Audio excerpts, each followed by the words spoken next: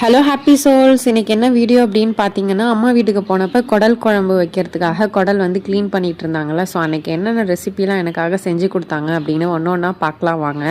So அம்மானாவே special தான் இல்லையா? So அம்மா கையால் சாப்பிட்றதுங்கிறது கல்யாணத்துக்கு அப்புறம் தான் வந்து அதோடய டேஸ்ட் எல்லாமே வந்து தெரியும். அதுக்கு முன்னாடி வரைக்கும் வந்து அம்மா சமைக்கிறதெல்லாம் அவ்வளோ ஸ்பெஷலாக அப்படின்லாம் தெரியாது. ஆனால் கல்யாணம் ஆகி இன்னொரு வீட்டுக்கு போனதுக்கப்புறம் தான் அம்மா கைப்பக்குவம்னா என்ன, அது டேஸ்ட்டுனா என்னன்னு எனக்கு தெரிஞ்சுது. ஸோ நீங்கள் அது மாதிரி ஃபீல் பண்ணியிருக்கீங்களா அப்படின்னு கமெண்ட்டில் சொல்லுங்கள். என்னென்னு பார்த்தீங்கன்னா, குடல் குழம்பு வந்து ரெடி பண்ணி வச்சுருந்தாங்க. அதுக்கப்புறம் வந்து ரசம் கேட்டிருந்தேன் கொஞ்சமாக. ஸோ அதனால் ரசமும் அதுக்கு பருப்பு துவையலும் ரெடி பண்ணியிருந்தாங்க. அந்த குடல் குழம்பு பார்க்குறதுக்கே எவ்வளோ, எனக்கே இப்போ வீடியோ எடிட் பண்ணும்போதே செம டெம்ப்டிங் ஆகுது. ஸோ அவ்வளோ சூப்பராக பண்ணியிருந்தாங்க. அதுக்கப்புறம் வந்து இந்த ரத்த பொரியல். ஸோ அது வந்து என்னோடய ஃபேவரேட்டு. ஸோ இது ரெண்டுமே எனக்கு ரொம்பவே பிடிக்கும். சமைச்சு முடித்தோடனே ஒரு பிளேட்டில் வந்து சுட சுட ரத்த பொரியலும் அதுக்கப்புறம் வந்து போட்டி குழம்பும் வந்து எடுத்து கொடுத்தாங்க டேஸ்ட் பண்ணி பார்க்குறதுக்கு. ஸோ எனக்கு வந்து இது மாதிரி சமைச்ச உடனே சூடாக வந்து தட்டில் போட்டு சாப்பிட்றதுக்கு ரொம்ப பிடிக்கும். அந்த சாதத்தோடு சாப்பிட்றதோட இது மாதிரி சூடாக சாப்பிட்டோம் அப்படின்னா 2-3 பிளேட் வந்து உள்ளே போயிடும். ஸோ சாதத்தோடு எனக்கு வந்து சாப்பிட்றதுக்கு பிடிக்காது. ஸோ இது மாதிரி தனியாக டேஸ்ட் பண்ணுறேன்ட்டு நிறையா வந்து சாப்பிட்ருவேன். நீங்கள் அது மாதிரி ஆளா அப்படின்னு கமெண்ட்டில் சொல்லுங்கள். அதுக்கப்புறம் கிறிஷுக்கு குட்டிக்கு எல்லாருக்கும் டேஸ்ட் பண்ண கொடுத்தேன். எல்லாருமே வந்து சூப்பராக இருக்குது அப்படின்னு சொன்னாங்க. கிறிஷ் வந்து எனக்கு ரைஸே வேணாமா, வெறும் வந்து குடலும் அதுக்கப்புறம் வந்து ரத்த பொரியலும் மட்டும் கொடுங்க போதும்னு சொல்லிவிட்டு அவன் சாப்பிட்டுட்டு இருந்தான்.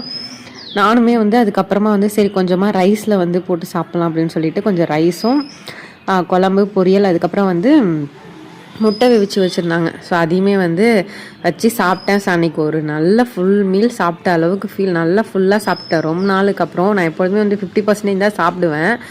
அப்புறம் வந்து நைட்டு பார்த்திங்கன்னா, நைட்டு வந்து சுட சுட இட்லியும் மதியம் வச்ச குடல் குழம்புமே சூடு பண்ணி சாப்பிட்டோம். நல்லா செம காம்பினேஷனுங்க. நல்லா சுட சுட அப்படியே சாப்பிட்றதுக்கு அவ்வளோ ஒரு டேஸ்ட்டாக இருந்துச்சு. ஸோ நைட்டு வந்து ஒரு புடி பிடிச்சாச்சு. அதுக்கப்புறம் வந்து நைட்டு கையில் வச்சுக்கிறதுக்கு வந்து மருதாணி கேட்டிருந்தேன். ஸோ எங்கள் வீட்லேயே வந்து மருதாணி செடி இருக்குது. அதில் வந்து அம்மா வந்து பிச்சு அரைச்சி கொடுத்துருந்தாங்க. ஸோ கிறிஷை வந்து மருதாணி வைக்க சொல்லிட்டு இருந்தேன். ஒரு கைக்கு நீ வைப்பா அப்படின்னு சொல்லிட்டு அவனும் வந்து எனக்கு அழகாக வந்து வச்சு விட்டுட்டு இருந்தான். ஆனால் அது மிக்சியில் அரைச்சதுனால கொஞ்சம் வந்து தண்ணியாக போயிடுச்சு. ஸோ இப்போதைக்கு யாருங்க அம்மிலெல்லாம் அரைக்கிறா? ஸோ கடன்னு எது ஃபாஸ்ட்டாக முடியுமோ அந்த வேலையை தான் நம்ம பண்ணுவோம் இல்லையா? ஸோ மிக்சியில் அரைக்கும்போது கொஞ்சம் தண்ணி கூட ஊற்றிட்டேன். அதனால் வந்து அதையும் அரைச்சிட்டு அதுக்கப்புறம் நைட்டு வந்து மருதாணி கையில் போட்டுட்டு ஒரு கதை ஃபுல்லாக நானும் எங்கள் அம்மாவும் என்னென்னலாம் நடந்தது, யார் யார் என்னென்ன பண்ணாங்க அப்படின்னு ஒரு கதை ஃபுல்லாக பேசிட்டு ஒரு 2 மணி நேரம் கிட்டத்தட்ட வந்து வாசல்லே வந்து வீட்டு வாசல்லே வந்து உட்காந்துருந்தோம். அது வந்து கொஞ்சம் கிராமம் தான் இல்லையா? ஸோ பஸ்ஸெல்லாம் போகாது. வெளில நல்லா காற்றோட ஃப்ரீயாக உட்காந்துருக்கலாம். ஸோ 2 பேரும் பேசிவிட்டு இப்படி தாங்க அந்த டே போணுச்சு. ஸோ அந்த வீடியோ பிடிச்சிருந்துச்சுன்னா லைக் பண்ணிவிட்டு உங்கள் ஃப்ரெண்ட்ஸ் அண்ட் ஃபேமிலிக்கு ஷேர் பண்ணி விடுங்க.